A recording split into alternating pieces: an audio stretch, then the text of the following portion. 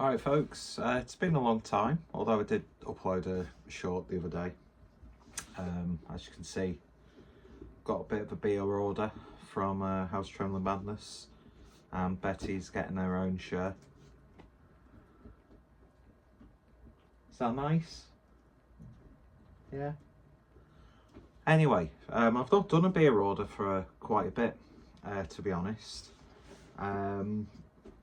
Been to Belfast in the last couple of weeks as well, with my brother and his friends for his birthday. Wonderful time to be had. Plenty of creamers consumed, and Beamish is a better pint than Guinness, although Guinness, when kept well, is borderline untouchable, and I'll die on that sword, even though it's become like it's a cultural icon now, isn't it? Because you're seeing like clothing brands doing Guinness merch and all sorts, and all. It's like, you know, the way like Landlord went through that stage, but albeit on a bigger scale. So that was expensive, so I've not really had the money to do it. And yeah, and I thought, House Trembling Madness order, get it sorted. Used to be once a month this, but yeah, I think I've not had one for a couple of months. Do you want to give over? Anyway, let's just get on with it. So first of all, we've got the Fest beer from Cloudwater, because we've still got a few of the Oktoberfest beers on the website.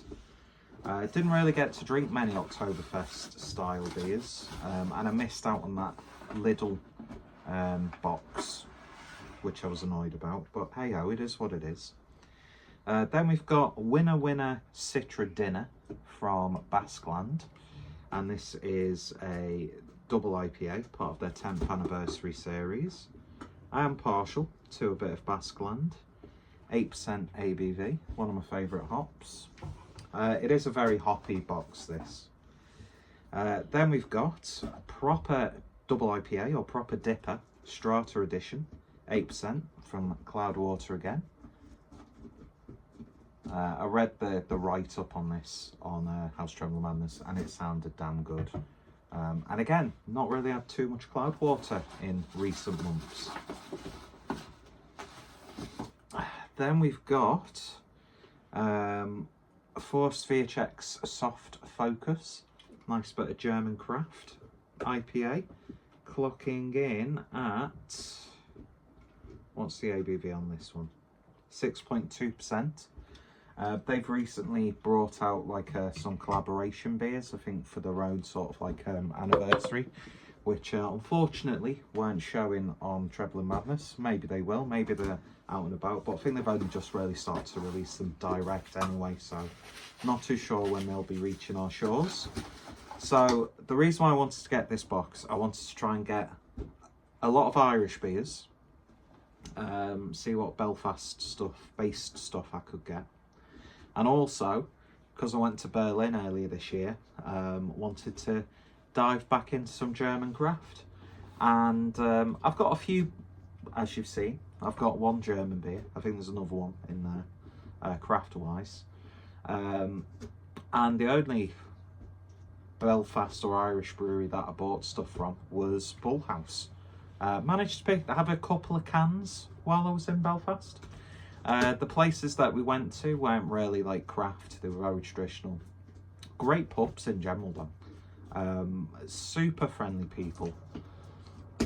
And I found a place that had a few craft cans. I mean, I did have some craft on tap in certain places, but if you're going all the way to Belfast, you know, you want to just drown in Guinness, Beamish. What's the other one called? I can't remember.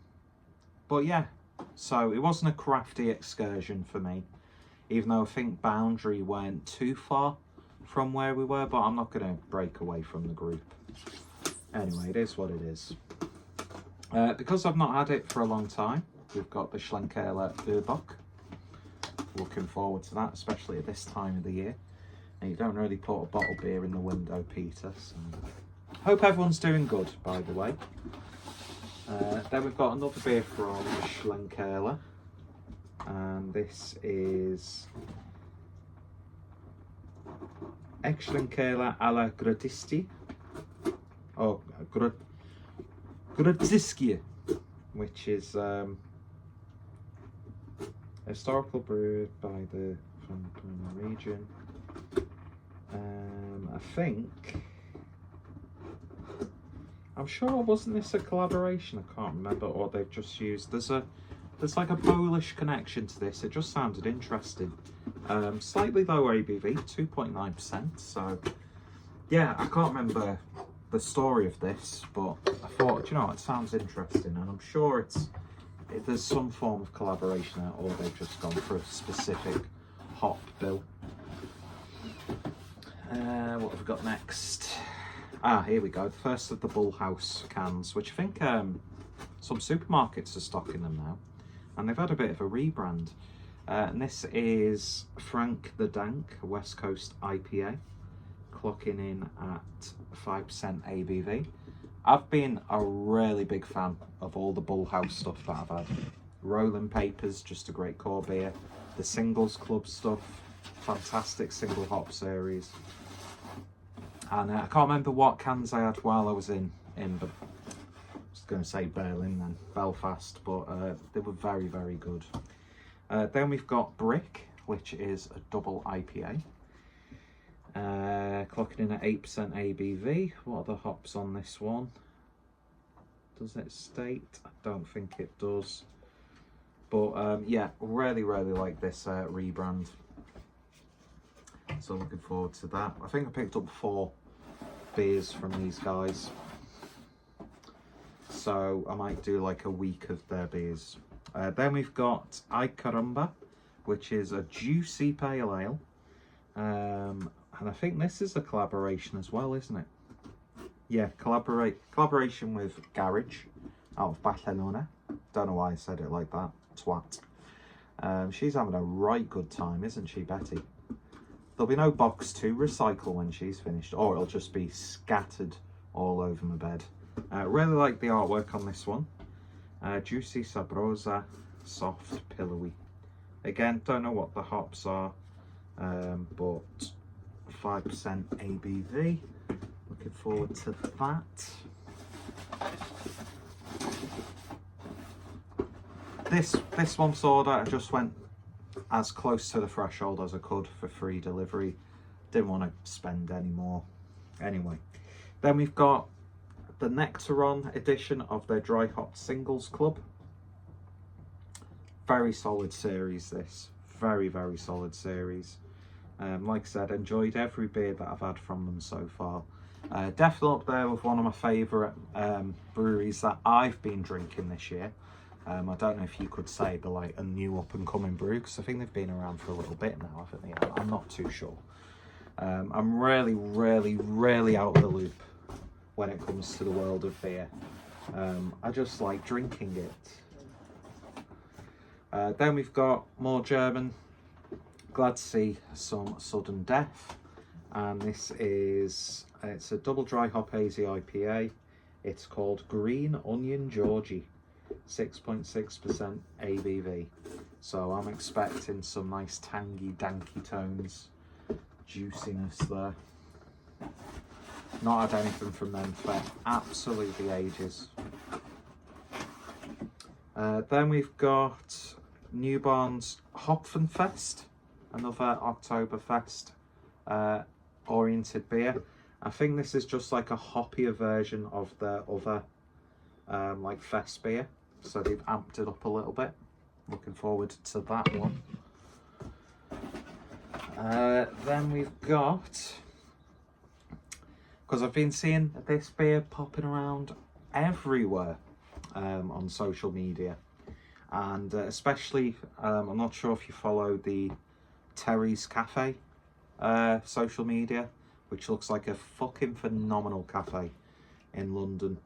And we've got Ansbach and Hobday London Black Independent Nitro Porter, 4.4% ABV. Picked up a couple of nitro beers because I'm a massive twat. I picked up a Guinness Nitro Surge, and the Guinness that I've had so far has been pretty spot on with it, actually. You know, it's never gonna touch having a perfectly kept and poured pint of Guinness, but it certainly did make a difference. And I know if you use the pin method on beers that have got nitro, let a little bit of that nitro out, you can theoretically use it. So I'm very much intrigued. Plus, I've been wanting to actually try this beer again for a long time. One of those, like, oh, they're labelling it as a Guinness killer sort of thing. But I don't think we need to kill Guinness. Do you know what I mean? Because, yeah, it's like a big brand, it's global, it's macro, but it's so just fundamentally well brewed by principle, isn't it, really? So I don't want to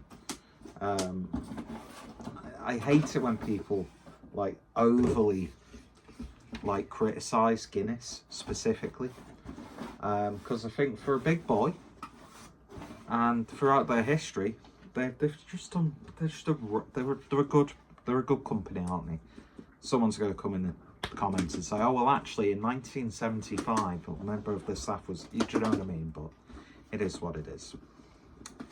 Then we've got 2 cans from Daya, and this is part of the palette series. One's called Good Palette, one's called Bad Palette. Creamsicle IPAs, both 7% ABV. Now, I don't fully know the full story on this one. I think it's, from what I read, it's like part of like an initiative from Yakima Hot Chiefs. Oh, it's actually got it written on the can. As part of YCH's FWD program, we have paired experimental variety HBC 638 with Peacherine on a mega dry hop, smooth tropical citrusy goodness. That's a good palette. And then on the bad palette, here we go. Blah blah blah blah blah. We've HBC 638 with Crush T90 and Crush Hyper Boost on a mega dry hop, smooth tropical citrus goodness. So that'd be good to do a little bit of a side by side. The last few beers that I've had from Daya have been pretty damn good. I think I mention this every time I've done a Daya beer in recent memory. They went through, for me, a little bit of a slump, but it's good to see that one of the, you know, the true sort of pioneers are coming back and brewing good beer like they usually do. And then the next one is a gluten-free nitro porter, and this is from Campervan Brewery, and this is extra black, 4.5% ABV. And I just like the look of that can. I like their branding. Wandering but not lost. And yeah, another one that we will put through the Nitro Surge. So a bit of a mixed bag. We've got the Belfast stuff, so you might see like a week of the Bull House beers.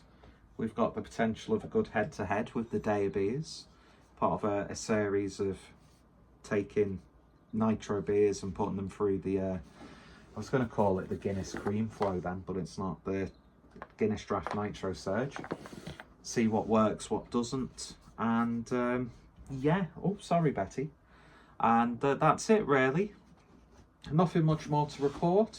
I did have quite a few beer reviews lined up, but they were just sitting on my phone, and I thought, clean slate, delete it, even though I said this last time I was in this situation. So hopefully you will see some content on the channel. And I'm thinking of changing the name back to the Clueless Drinker, just because I've not done anything different to constitute changing the name to Casual Smokers Collective, because I envisioned like that's going to be my like umbrella of creativity, and I've been doing absolutely fuck all. So I might change the name back to the Colourless Drinker and get back on brand. Anyway, if you've tried any of these beers, let me know your thoughts, opinions down below. And yeah, it's a bye-bye from me, and it's bye-bye from Betty.